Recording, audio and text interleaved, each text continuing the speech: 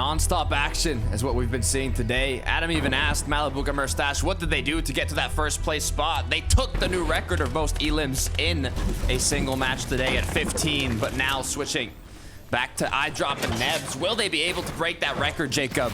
Do you think so?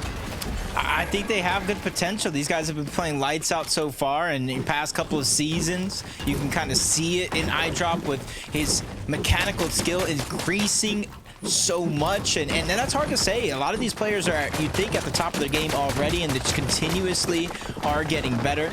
As Nebs just goes for the quick chop onto Rexy, tries to drop it in the palm of their hands, doesn't land the shot, but it definitely has him exactly where he wants him. Going for another chop. Can he get out alive? And for now, Rexy with the grapple blade is going to be able to escape. Even his duo gets out alive with just a sliver of HP. I like that position too, up on the hill. Let's take a look here on a replay from Trip though. Oh, looks like he's been found. They knew he was a solo. They knew that Trip was alone inside of that box, and his match came to an end. Back to searching for a new one. But what I like about this format is you can just go right back into another match. You don't have to wait for the whole game to end. So it's non-stop action for these teams. Fremok now fakey. Oh, 1400 damage above the threshold. First ones to rotate with that grapple blade, but being the first ones can cause a lot of aggression to be focused onto you, as both of them are cracked now. Hopefully they've got Flowberry Fizz or something. Maybe even a medallion to heal them back up.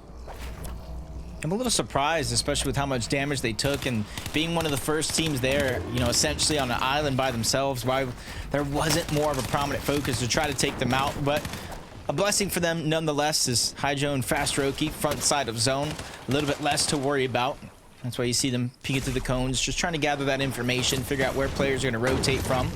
As iDrop and Nebs, as we tune into them a second time, 208 below the damage threshold, no heals. Nebs just has a few seconds to try to get the damage, but he goes down trying to get into the box, going for it. Landed a shot to try to make iDrop's job that much easier, but still far below the damage threshold with more work to do.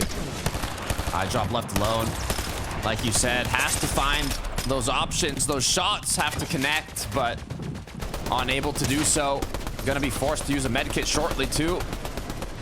Good news is there is 3 medkits. Might be able to just out heal the surge, but at the same time you want to be able to keep them for as long as you can. Taking those shotgun shots now.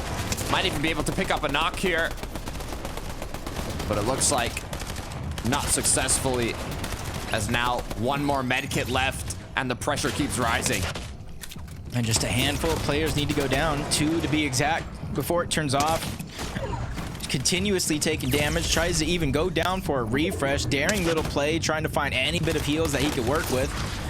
All mats, and in this scenario, it's the worst thing possible, and typically he'd be loving a mats just like that, and gets himself in front of Hydro and Fast Roki. His time's still running out. 1 more player still needs to go down. iDrop is continuously on the hunt.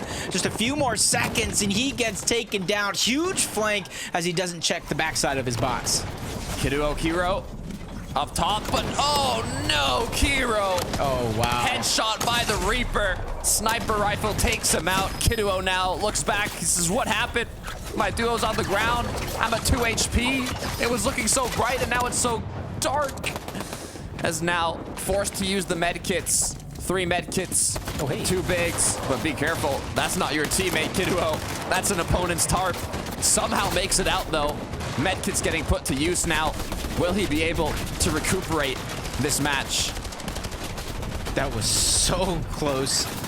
Almost even boxes his opponent in. It wasn't even he who got boxed there momentarily. 290 above for Marius. Allows him the flexibility to stay on this layer. Pop the Flowberry Fizz. You know, his rotation just got exponentially easier just because of that. A Snowy and Master with the high ground. Control like never before seen so far in this game. 5 eliminations as well into the top 19. But you can see their materials, their resources looking a little light if somebody were to contest it at this point. Fakey now. Once again, another solo. Trying to stay up as much as possible. Meanwhile, Master and Snowy hailing from above. All the duos down below trying to scavenge those points, especially the solos, as Fakey found another elim. Kiduo now choosing to take the med kit route, stay in zone, open up that opportunity for a potential flank on an opponent that might be further back. Fakey gets cracked though, gets eliminated as well. As Marius now continues. That's not good at all, but for Marius, he at least has some utility to work with, but I'm not sure the Flowberry Fizz and the Crash Pad is not going to send you into the zone if you don't use it super correctly, but at least it's going to allow him to take different elevations and not worry about the fall damage. It's the builds he really needs to be conscientious of as he gets to the front side of zone. Full box is up, even 2, so all those builds go out just like that. So he almost has no choice here but to find a refresh towards the backside of the zone.